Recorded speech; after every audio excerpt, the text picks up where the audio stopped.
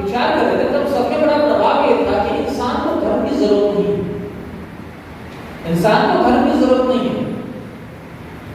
और तब बाबा साहब कहते हैं कि इस 20वीं सदी में 21वीं सदी में सबसे ज्यादा जरूरत इंसान को धर्म की लगने वाली है, और एक ऐसा धर्म हमें चाहिए जो इस नए समाज को, इस वैज्ञानिक युग के लिए भी पर्याप्त है। और ये धर्म कैसा, ये क्या? तो बाबा साहब को बुद्ध के धर्म में मिला, लेकिन जब बाबा साहब बुद्ध का धर्म देते हैं तो वो सिर्फ परंपरा से आता हुआ बुद्ध का धर्म देते नहीं है, तो हम एक नया धर्म देते हैं, नया देते। बाबा साहब 3 बात करते हैं, गवर्नमेंट कहती है उनका किताब Buddhism in India challenging Brahmanism and caste, इस किताब में कहती है कि बाबा साहब 3 बातें करते हैं। जब बाबा साहब बौद्ध धर्म की बात करते हैं तो सबसे पहले ब्राह्मण परंपरा को चैलेंज करते हैं।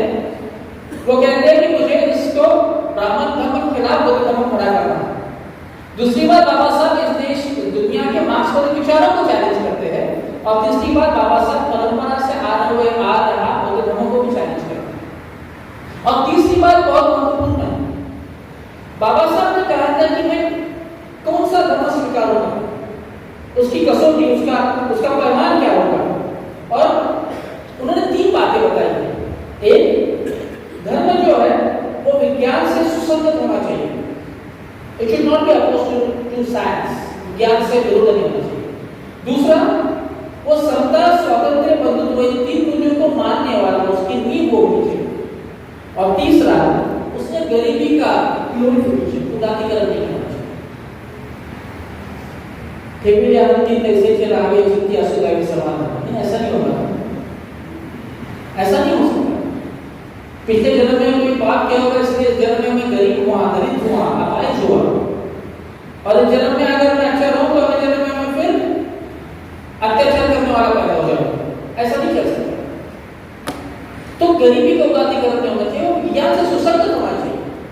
और फिर बाबा साहब जब बुद्ध ने ज़मा लिखते हैं तो बुद्ध ने ज़मा लिखते समय कई बातों को वो कहते हैं कि ये बात बुद्ध ने कही होगी।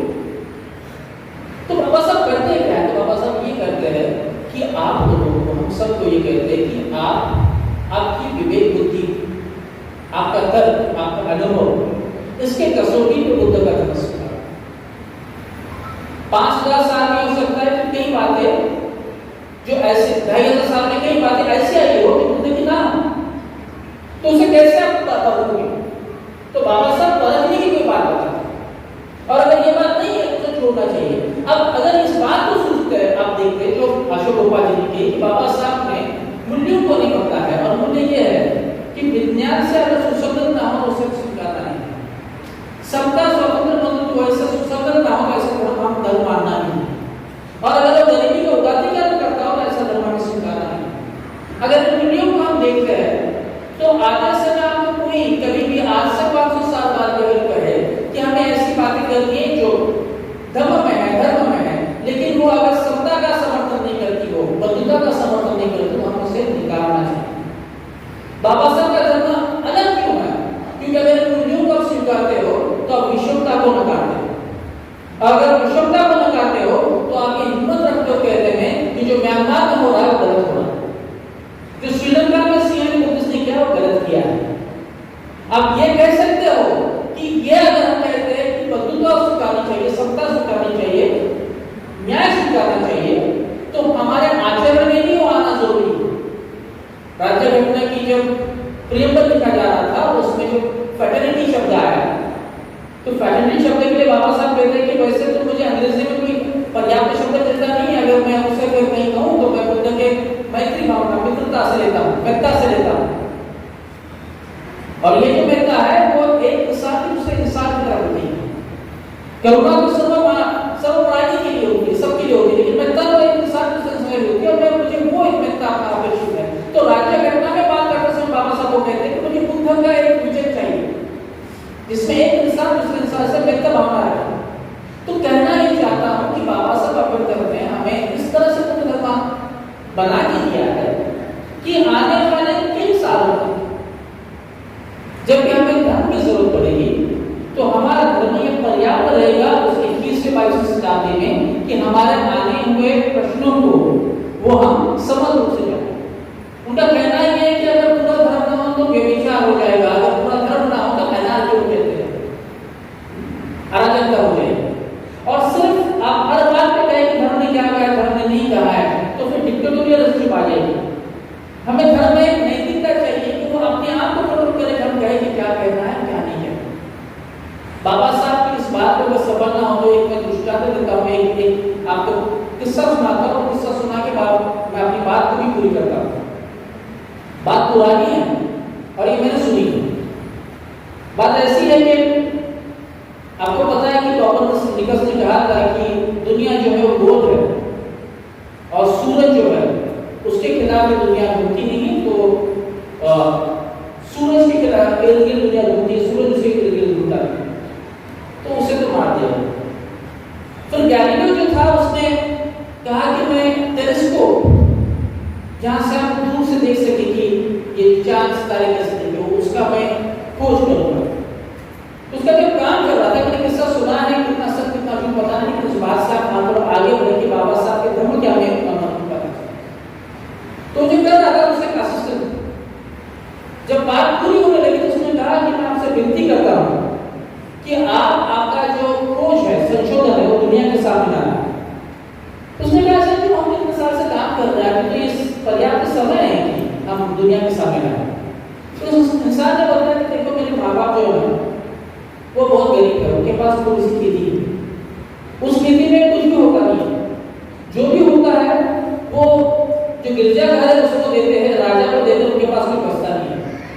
वो हर इतवार को गिरजाघर जाते हैं, हर इतवार को गिरजाघर जाते हैं, प्रार्थना करते हैं और इस आशा में वापस आते हैं कि भगवान जो है कृपालु और दयालु है, आने वाला समय है उसमें हमारा कुछ तो भला होना चाहिए, अगर कुछ बुरा हुआ तो भगवान मुझे संभाल लेंगे।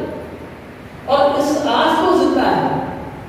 जिस दिन आप बताओगे कि भगवान ने जिस बाइबल में कहा था, जो कहा था वो गलत है, तो उनका धर्म पे से भगवान पे से विश्वास हो जाएगा, और जब धर्म पे से भगवान पे से विश्वास हो जाएगा तो आत्महत्या करेंगे, क्योंकि उनके पास फिर जीने के लिए कोई वजह नहीं है, क्योंकि अभी जो उनके पास है ना खेती में कुछ आता है ना कुछ होता है। तो आप ये आगे बढ़ो, बात अलग है, कितनी सच कितनी झूठे पता नहीं, मैंने जिस पहाड़ जा से परिचय बताया। तो बात ये है कि अगर आपको स्वर्ग मिलेगा और नरक मिलेगा, इस आस पर अगर धर्म चलता हो तो वो धर्म आपका उपकार नहीं करेगा, वो गरीबी का गरिमा मंडन करेगा। लेकिन जो धर्म आपको बताएगा कि आपको इसी जन्म में इसी परिस्थिति में आपकी परिस्थिति बदलनी है और ये आप ही बदल सकते हो, वो आपको एक प्रबल इंसान बनाएगा, क्रांति कराएगा। तो बाबा साहब का धर्म हमें ये कहता है कि हमें किसी और पर विश्वास नहीं रखना है, हमें अपने आप पर विश्वास रखना और अपने आप पर विश्वास रख के हमें फिर एक बार हमारा उत्थान करना है। तो बाबा साहब की धर्म क्रांति का अगर हम सही मायने में देखें तो उन्होंने हमें इंसान बनाया। बाबा साहब जो 22 करते हैं उसमें कहते हैं कि आज हमारा पुनर्जन्म होगा। देखो आत्मा तो अपने काम के पुनर्जन्म मतलब है कि हमने भी पुराना सब छोड़ दिया है, हमने नया सोचना शुरू किया है, और ये नया सोचा है आप जैसे जो चेंज वाला जो नया सोचना ये है कि हम आप ये सब पुराने बातें छोड़ देंगे, हम नया करेंगे। मुझे याद है मेरे पिताजी कहा करते थे कि जब धर्म दीक्षा हुई थी, उन्होंने तो 1957 में बाबा भैया से अम्बेडकर केस में की थी, तो घर आने का समय पहले हिंदू भगवानों को आके नदी में छोड़ दिया।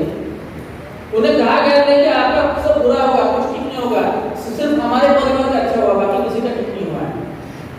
तो कहने की बात ये है कि उन्होंने इतनी हिम्मत हमारे अंदर दी कि हम भाग्य और भगवान इसके ऊपर भरोसा नहीं करते हुए हम हमारे बलबूते पे ये दुनिया बदल सकते हैं। ये बदलाव, ये विश्वास बाबा साहब ने दिया और मेरे ख्याल से ये सबसे बड़ी क्रांतिकारी बात। आज के दिन हम जब इकट्ठे होते हैं तो इस बात को हम याद रखें कि बाबा साहब अम्बेडकर ने हमें इंसान पर जीने का जो अधिकार दिया है, एक नया इंसान बनाया है, उसके लिए हम उन्हें थैंक यू कहने के लिए, शुक्रिया कहने के लिए इस दीक्षा भूमिका है।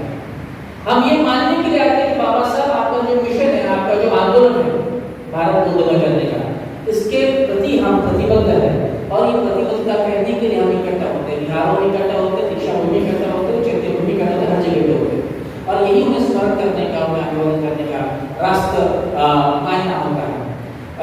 मैं जाति बात नहीं करूँगा, आप सभी लोगों ने बड़ी शांतिपूर्वक मुझे सुन लिया और मैं इतना फिर एक बार धन्यवाद दूंगा, आपने मुझे बुलाया, आपने आपने शांतपूर्वक मुझे सुन लिया, इस बात के लिए मैं आपका धन्यवाद देता हूँ। धन्यवाद। जय हिंद, जय भारत।